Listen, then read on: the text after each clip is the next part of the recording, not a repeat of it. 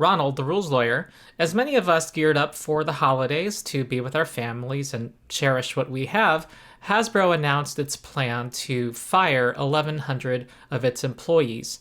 This on top of the 800 that they fired at the beginning of 2023, adding up to a 29% reduction of their workforce.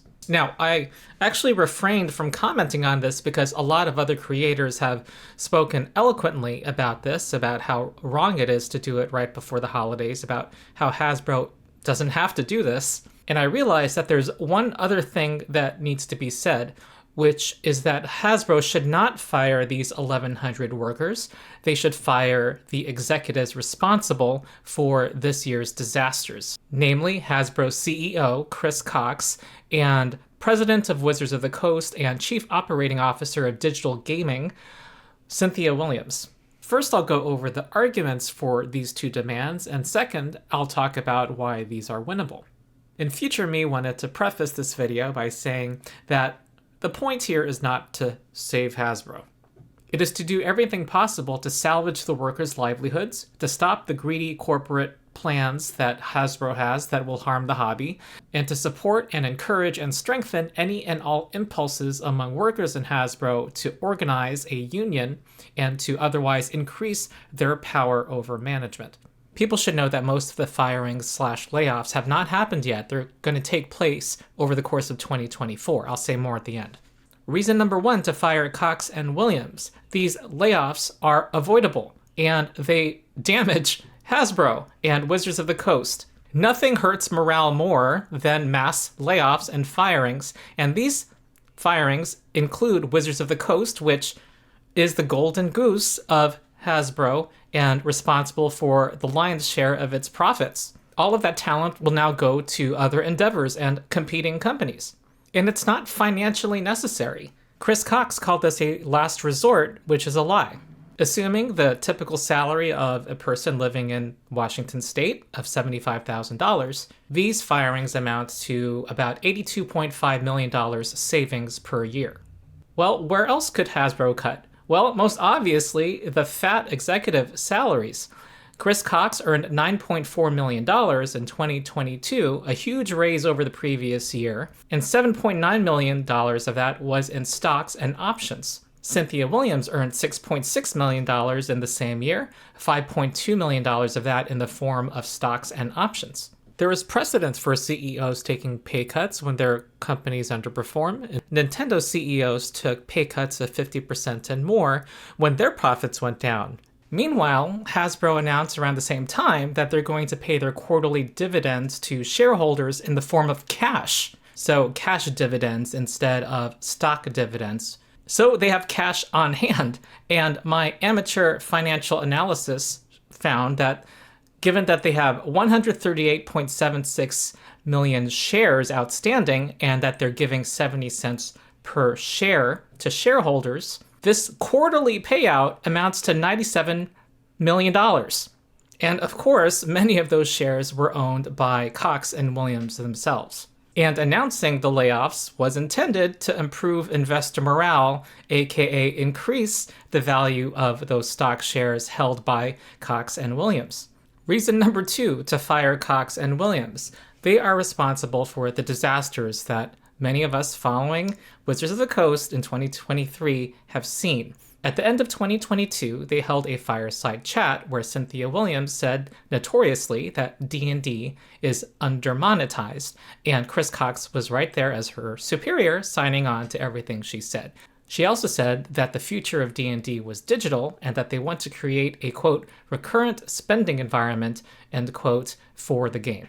Now, to give a little context, that fireside chat was them trying to assure investors in the wake of Bank of America announcing that they were downgrading Hasbro stock in its recommendations due to their mishandling of the Magic the Gathering brand. B of A published a paper saying that Wizards of the Coast was over-monetizing Magic the Gathering, printing too many cards, and destroying customer goodwill, diluting the brand, and that Hasbro was killing its golden goose, namely Magic the Gathering.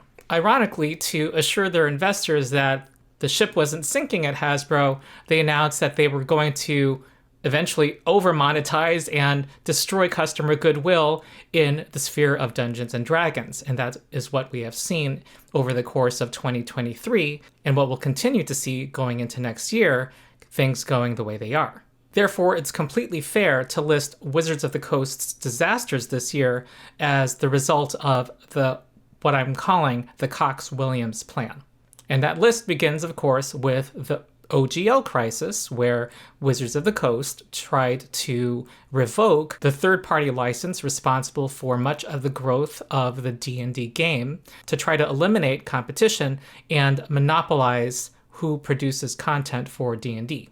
Related to that, we have seen the heavy promotion of a digital virtual tabletop, or VTT, which is the clear roadmap for what Cynthia Williams called a recurrent spending environment, which, if we are to take her at face value, will mean microtransactions and subscriptions and a walled garden. Other things we've seen this year are testing the waters about artificial intelligence and, of course, hiring the Pinkertons, the notorious anti-labor surveillance and thug organization, to steal the property of a Magic the Gathering fan. And despite the uproar about it, no response, no apology, no backtracking from Chris Cox or Hasbro. A former Pinkerton, Robin Klimek, remains Director of Security Risk Management for Hasbro. For those who don't know, the US Congress passed a law making it illegal for the government to hire Pinkertons. And there are other things, but this video would run long. The one bright spot of 2023 was the success of Baldur's Gate 3 and whatever fraction Wizards of the Coast got from that, but Wizards of the Coast was not responsible for the commercial and critical success of that game. And now, the latest action, of course, is these layoffs, which happen right before Christmas to avoid paying holiday bonuses and also to write off employees to lower their quarterly taxes. Another benefit to Hasbro of layoffs, given that a competing company, Paizo, just had its workers unionize, is that layoffs increase fear among workers and silence dissent. No one wants to be next on the chopping block, and the firings, the most of them, are set to continue over the next several months. Which leads into another point. These firings can be stopped. And in Chris Cox's public message, he says that the majority of the layoffs or firings have not happened yet and will happen over the course of the next 6 months. We in the tabletop role-playing game community have already seen at the beginning of this year that it's possible to force Hasbro's hand when we force them to not revoke the OGL. A little more context. In January, there was an executive who lost their job at Hasbro. Carrie Ratner was the Senior Vice President of Global Corporate Communications, responsible for external media relations, public affairs, issues and crisis, and social media. People who remember January of this year remember some very boneheaded public relations maneuvers made by Hasbro. The infamous "they won and so did we" quote. Well, her job ended in January of 2023. Coincidence? I don't think so. But of course, the root of the problem wasn't the message, it was the actions of Hasbro. Firing Carrie Ratner was shooting the messenger. She was fired for not selling what Cox and Williams are trying to do, effectively enough. Also, because Wizards of the Coast is the subsidiary responsible for the vast majority of Hasbro's profits, for its players to denounce and condemn and scandalize and excoriate the CEOs could have an effect in shaking investor confidence. Public outcry is also our moral obligation as customers of tabletop role-playing games to the workers who are under threat right now. In Chris Cox's public message, he said nothing about his own actions or the actions of the executive team. Chris Cox also blamed shifts in the gaming and toy industry, but that doesn't explain why Hasbro's stock went down. Mattel's stock went up this year. However he wants to spin it, his actions speak louder, and he's pinning the blame to Hasbro not doing well this year to paying too much for workers, as if they were the problem. But the workers who were fired already or are threatened with firings have done nothing wrong to deserve losing their jobs. Of course, if any of Hasbro's employees performed this year as dismally as Cox and Williams have, they would be fired. Every day that Cox and Williams stay at the helm while continuing to fire their own workers is yet another day they remain committed to their disastrous plans for Hasbro and Wizards of the Coast. So what do we do? Well, thing is, I've already asked people to boycott Wizards of the Coast for sending the Pinkertons against a Magic the Gathering player, which, by the way, I must clarify, does not include boycotting Baldur's Gate 3, which is the baby of Larian Studios, and they deserve all the acclaim they've received.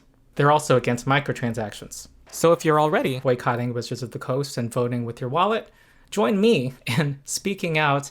We need to say that the wrong people are being fired. It should not be the people who love role-playing games and are making these games that we enjoy. It should be the executives responsible for the disasters that have visited Dungeons & Dragons and the gaming hobby at Hasbro this year. So that's it. I have been Ronald the Rules Lawyer.